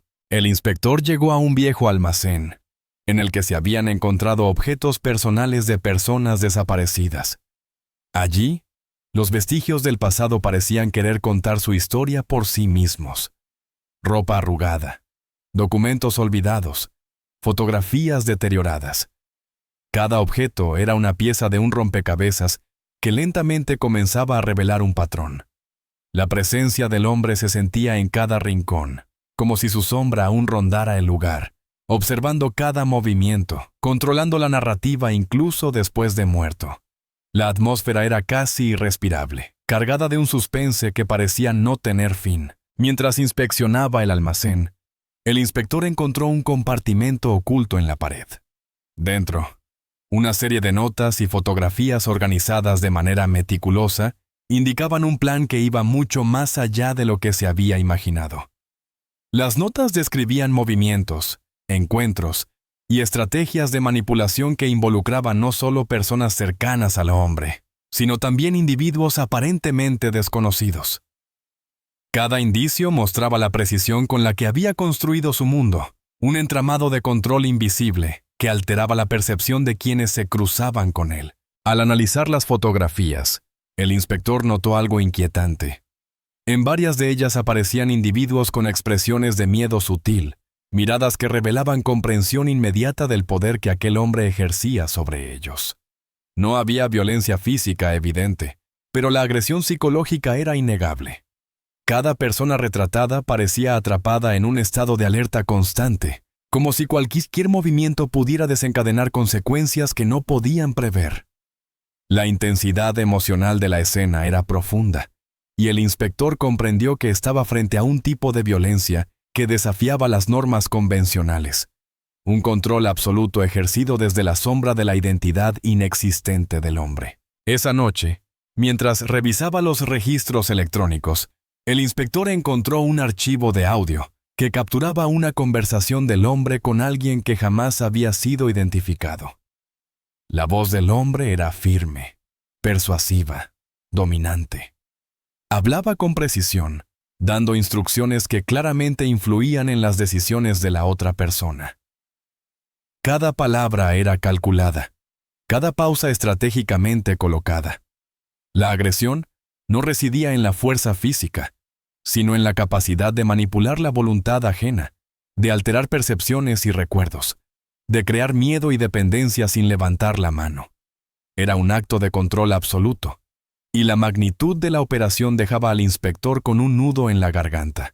Decidió entonces entrevistar a un antiguo colaborador, alguien que había trabajado con él en operaciones discretas que parecían insignificantes hasta ese momento. La conversación fue tensa y reveladora. El colaborador relató cómo el hombre planeaba cada encuentro, cómo anticipaba las respuestas de los demás, cómo construía escenarios que aseguraban que él siempre tendría ventaja. Incluso después de su muerte, las instrucciones codificadas y las estrategias previamente planificadas continuaban influyendo en los eventos, mostrando que su control trascendía el tiempo y la presencia física. Mientras el inspector tomaba notas, comenzaron a surgir conexiones entre desapariciones antiguas y recientes. Personas que habían estado cerca del hombre aparecían en registros con identidades alteradas, domicilios falsos y cuentas bancarias inexistentes. Cada coincidencia reforzaba la idea de que la muerte del hombre no había cerrado ningún capítulo. Por el contrario, había liberado una red de control que continuaba operando, dejando una estela de confusión, miedo y desconcierto. La tensión dramática aumentaba. Cada hallazgo parecía abrir una nueva capa del misterio, más compleja y perturbadora que la anterior. El inspector decidió revisar nuevamente la libreta, buscando indicios que pudieran explicar la magnitud de la manipulación. Entre las anotaciones, halló un conjunto de instrucciones codificadas que detallaban cómo intervenir en la vida de los demás, sin que ellos lo notaran. Cada línea describía una acción concreta, desde la alteración de recuerdos hasta la manipulación de emociones, pasando por la colocación de objetos estratégicos que alteraban la percepción. La precisión era escalofriante. El hombre había logrado transformar la vida cotidiana en un escenario de control absoluto, y ahora la policía estaba frente a la magnitud de su diseño. Al caer la noche, el inspector revisó un video de vigilancia que había sido recuperado recientemente. En la grabación, el hombre interactuaba con un individuo que parecía resistirse, pero cada gesto y palabra estaba calculado para mantener la dominación psicológica. La agresión, aunque no física, era evidente. Miedo, tensión y sumisión se manifestaban en las expresiones del otro individuo.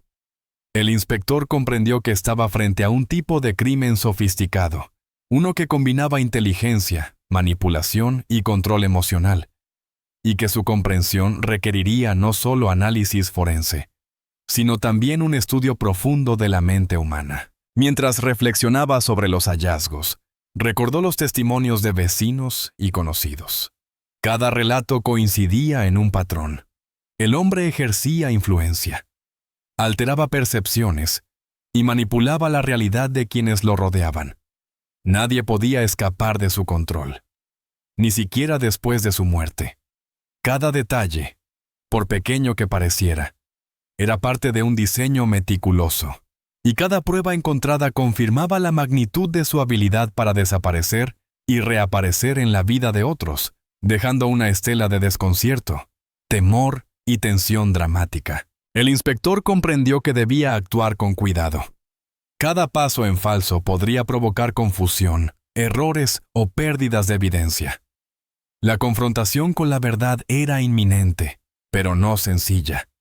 Había que desentrañar una red de manipulación que se extendía más allá de lo físico, más allá del tiempo y la memoria. La violencia psicológica, los engaños y las desapariciones estaban entrelazados de manera tan precisa que parecía imposible separar causa y efecto. La tensión era máxima. La narrativa del hombre que no existía se transformaba en un rompecabezas que requería paciencia, intuición y coraje para ser completado. En ese contexto, surgió un descubrimiento clave. En un compartimento oculto del apartamento te halló un conjunto de documentos que describían encuentros y movimientos planificados, con anotaciones sobre comportamientos esperados de las personas involucradas. Era evidente que el hombre había anticipado cada acción y reacción, diseñando un escenario en el que siempre tenía ventaja.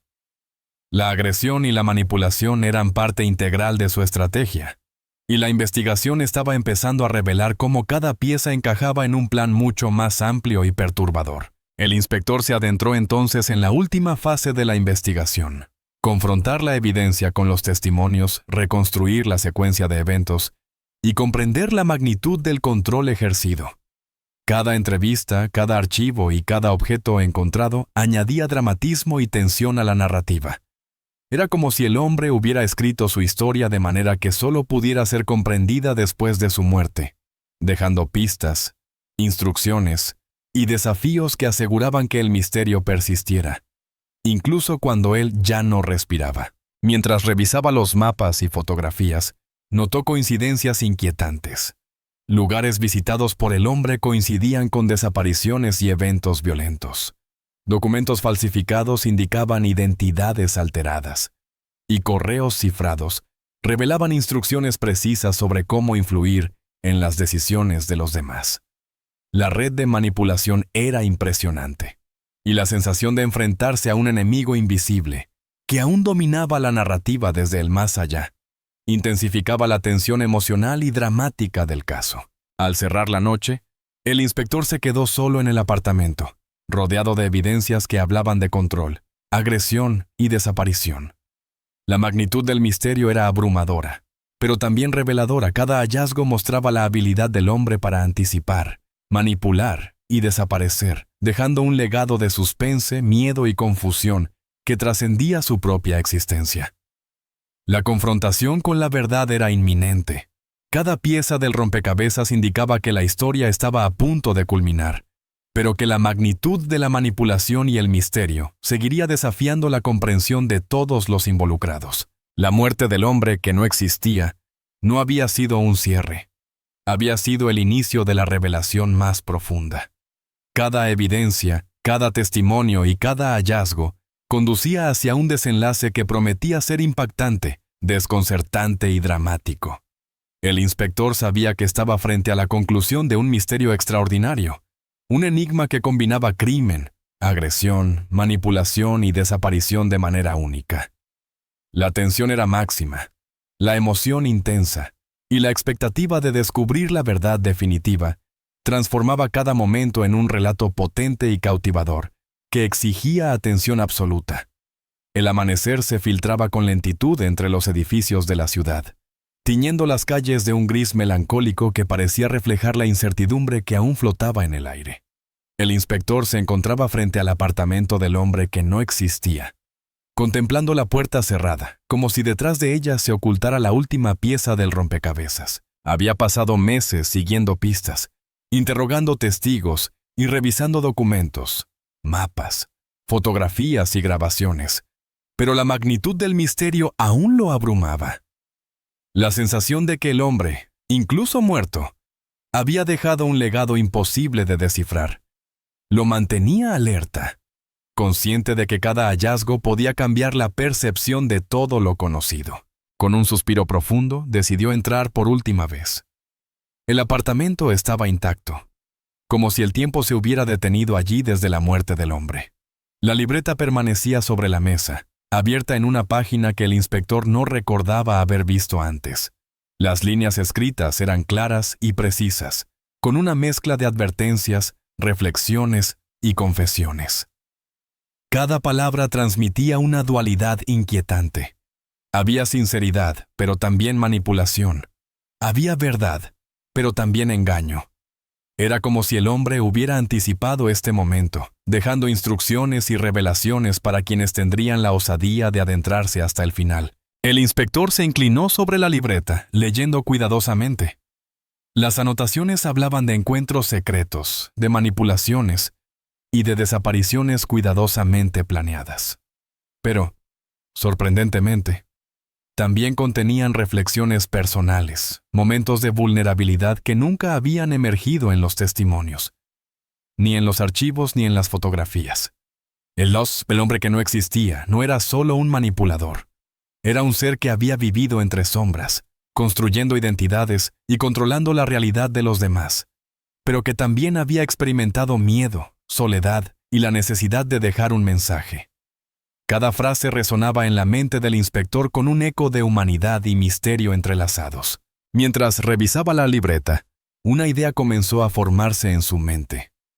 El crimen no era solo la muerte del hombre, ni los episodios de manipulación y desaparición que había provocado.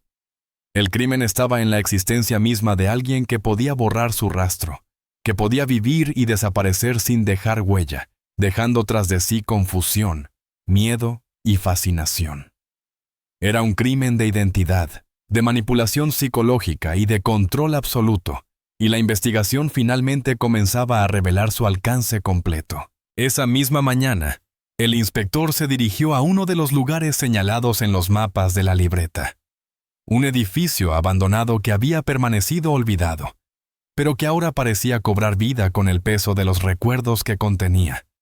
Al entrar, la luz tenue filtrada por los ventanales mostraba objetos dispersos, fotos, documentos, prendas de vestir, cada uno colocado con precisión. Era un museo de la influencia del hombre, un lugar donde la manipulación, la desaparición y la agresión psicológica habían dejado su huella.